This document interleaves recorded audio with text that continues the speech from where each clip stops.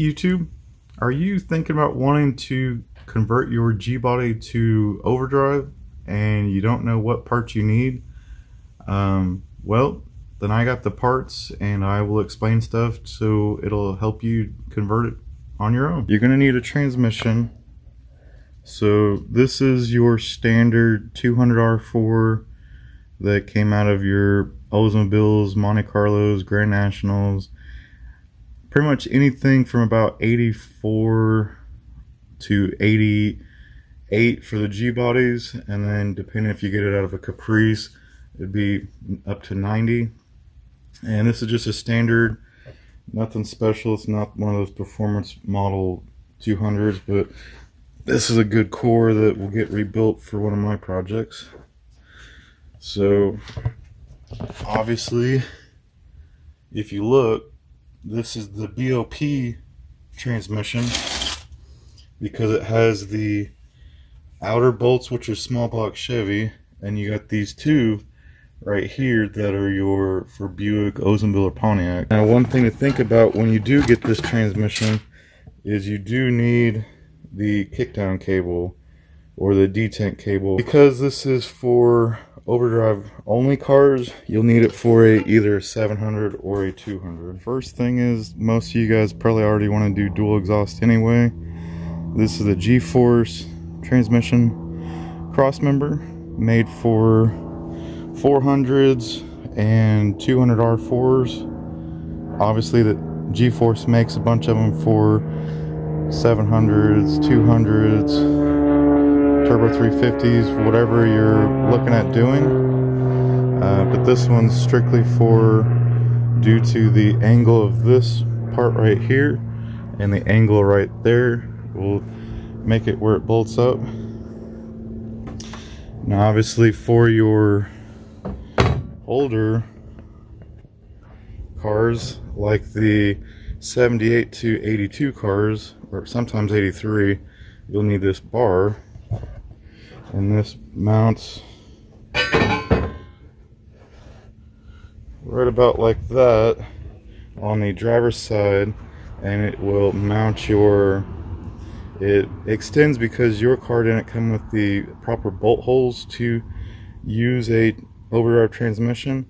So this bar that you need will make it where it bolts up to the existing frame rail and extends so you can bolt the overdrive transmission cross member.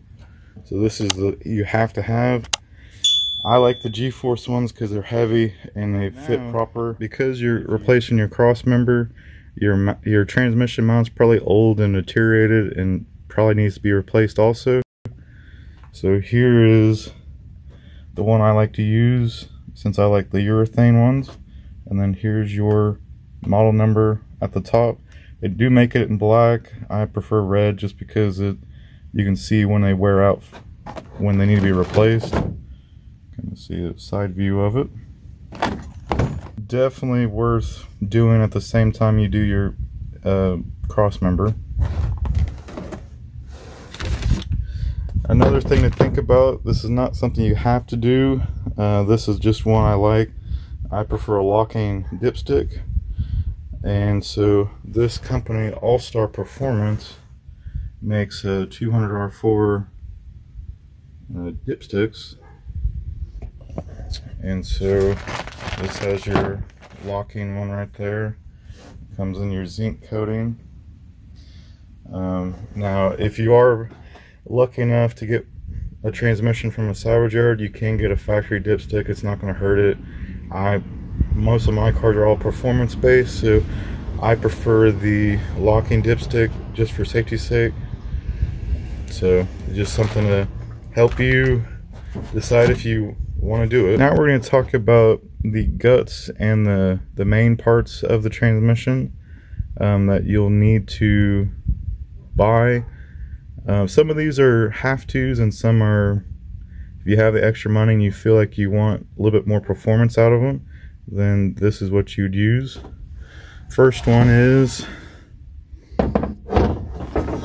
obviously mine's gold, but this is a deeper than stock transmission pan. I think it's 2 to 3 quarts deeper. I always prefer them because they also help with heat, and they help with your transmission not starving when you're flooring it or giving it full throttle. It has these fins, which makes it where it keeps the pan a little bit cooler than the factory one. It's not one of those you have to have, but I recommend it because it does help out. This is an aftermarket transmission pan. It does have these little nipples. When you do it, you may have to trim these down a little bit or shave them down based on the filter you decide to use. Because this is a deeper pan, I always recommend this filter. Now, obviously this is one from like O'Reilly's, but this is for your 700 R4.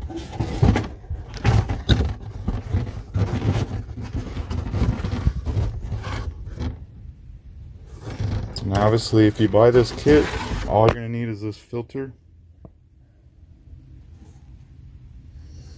And then this will fit roughly like that in your pan. And because of this bottom sump right there, this is the preferred when you run a deeper pan on a 200 R4. Obviously if you buy that transmission kit that I just showed you, you're not going to use the gasket because the gaskets are different between the 700s and the 200s. All you need is that filter. This TCI torque converter lockup switch. Because you're diving into these transmissions and maybe you're changing the filter, doing a deeper pan, doing the vacuum switch I'm about to show you if you're running a carbureted car, all those things, because you're already in there, this is just something to think about where you don't have to pull the pan after you get the transmission in the car. This is one of those things while it's out. Do this before you do this, finish the swap. It does help out because of the miles of these cars. So, and here's a closer look of it. And then for you guys that like part numbers, now like the picture does say, it does work for 700s. Is not 200 specified. The key part, and you're doing this overdrive swap, is this bag of vacuum parts. This will get you your vacuum signal from the inside of the transmission to your carburetor, and so you'll get into lockup when you get to about, depending on what gear ratio you have, will dictate when your lockup turns on. For the cars that I have, it comes on about 55 miles per hour. You'll see it go from third to overdrive, and this switch does it because it sees a certain vacuum signal at that speed, and so it converts it. Now if you do have a higher gear ratio or a lower gear ratio, that could fluctuate. It might be between 45 to 65 miles per hour. And this vacuum part right here, which I'll show you, this vacuum piece right here, it is adjustable.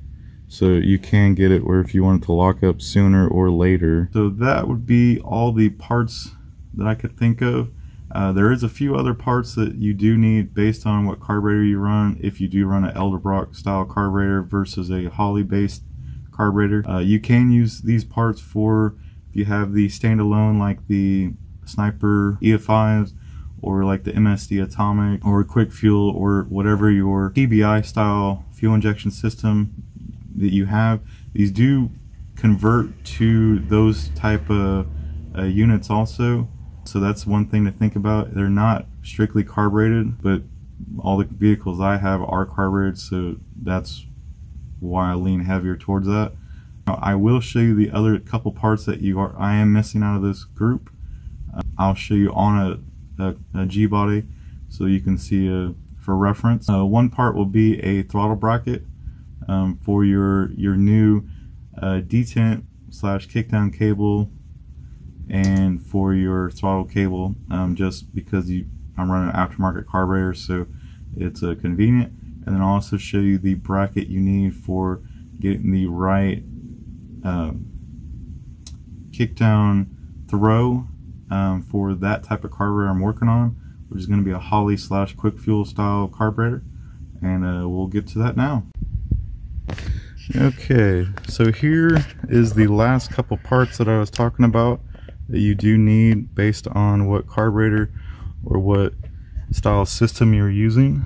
The first one is this little L bracket. This changes the position for your regular carburetors.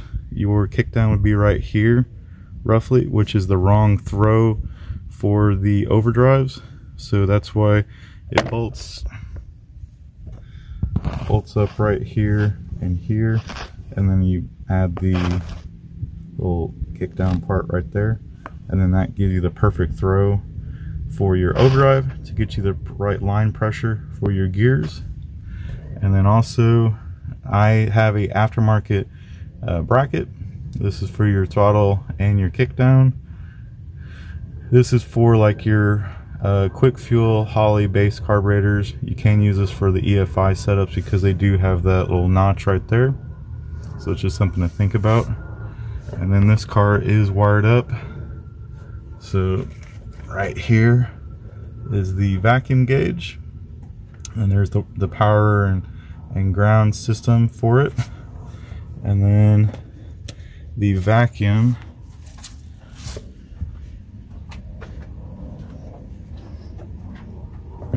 is ran over here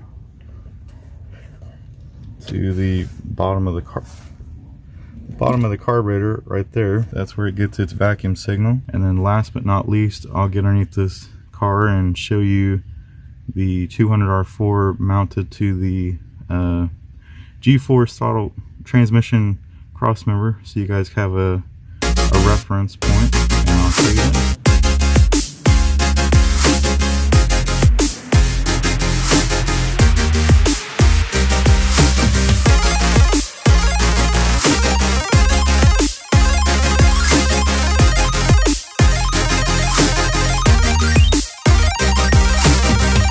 And here's some footage of the bracket system. So see how it bolts up to the factory frame, extends over here, so you get that right perfect angle.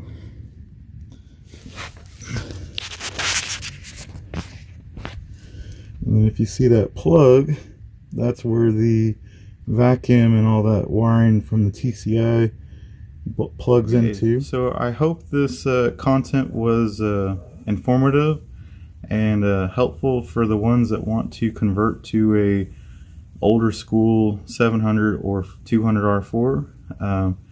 Obviously I'll make another one for the 4L60, 4L70s, 4L80s, all those transmissions, because those are a different type of animal when it comes to what you need and what parts. Those are not as simple and cheap when it comes to doing those transmissions, but I will make a separate video for that. But I hope this information and this footage was informative and will help you out on your journey to convert to a 200R4 or a 700. And for your G-body, if it was, please like, so it shows that you guys want to see more of this G-body content, and subscribe if you haven't subscribed, and we'll see you on the next one.